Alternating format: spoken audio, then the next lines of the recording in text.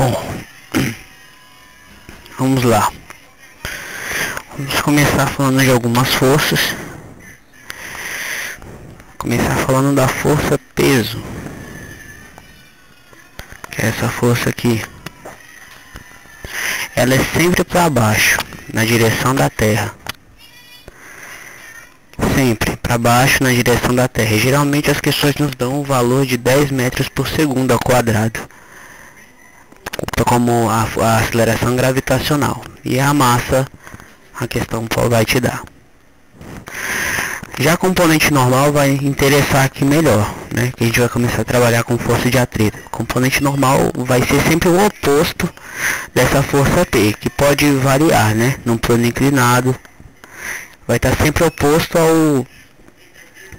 ao sentido em que um bloco, um objeto tiver. Recordando, de acordo com a segunda lei de Newton, a força vai ser igual a massa vezes a aceleração. Lembre-se que essa força vai ser como que, dependendo do seu caso, uma força resultante. Só que a gente vai ver que na força de atrito, a gente vai mexer com essa equação aqui para poder achar o que a gente deseja. Só relembrando, a força é dada em newtons, a massa em quilogramas e a aceleração em metros por segundo ao quadrado. Assim como a aceleração gravitacional, que é trabalhada com a letra G, que também é metros por segundo ao quadrado.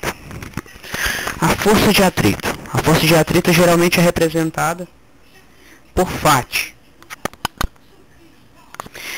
Esse Φ é igual a μ, que é o U, representado aqui com a letra, parecido com a letra U, vezes a componente normal, que a gente viu agora há pouco. Essa U pode ser chamado de coeficiente de atrito. No caso que a gente está vendo aqui agora, atrito dinâmico.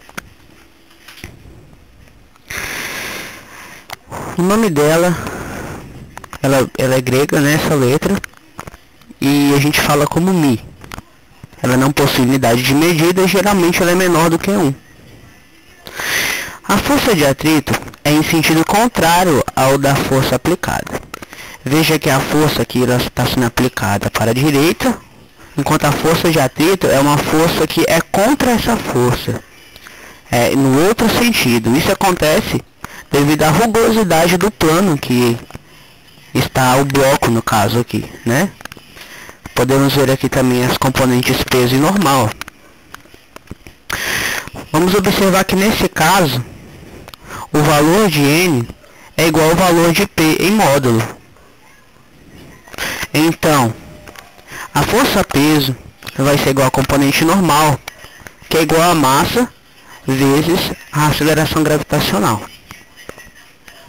Então, para nós acharmos uma força resultante, vocês concordem, procure ver se você concorda que será essa força menos a força de atrito igual a massa vezes a aceleração. É como se F menos a força de atrito equivalesse aqui à força. Dessa forma nós temos a seguinte equação, que será muito utilizada. F menos a força de atrito será igual a massa vezes a aceleração. Quando a força de atrito for a força resultante, a aceleração é dada pela seguinte fórmula. Quando nós falamos que a força de atrito for uma força resultante, nós podemos dizer que é como se não tivesse havendo uma força a ser aplicada no objeto. Então, a nossa força resultante seria igual à força de atrito. Dessa forma, nós poderíamos descobrir essa equação. Acompanhe comigo. A força de atrito, a força menos a força de atrito vai ser igual a massa vezes a aceleração.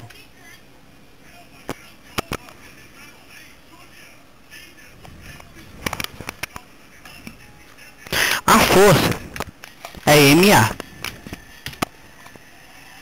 A força de atrito é μ vezes a componente normal. Só que nesse caso a componente normal vai ser mg, que equivale ao valor de peso, igual a MA. Se você puder observar que a gente corta o M, corta. Então nós podemos ver que com a resultante, como a gente pode chegar nessa equação aqui, certo?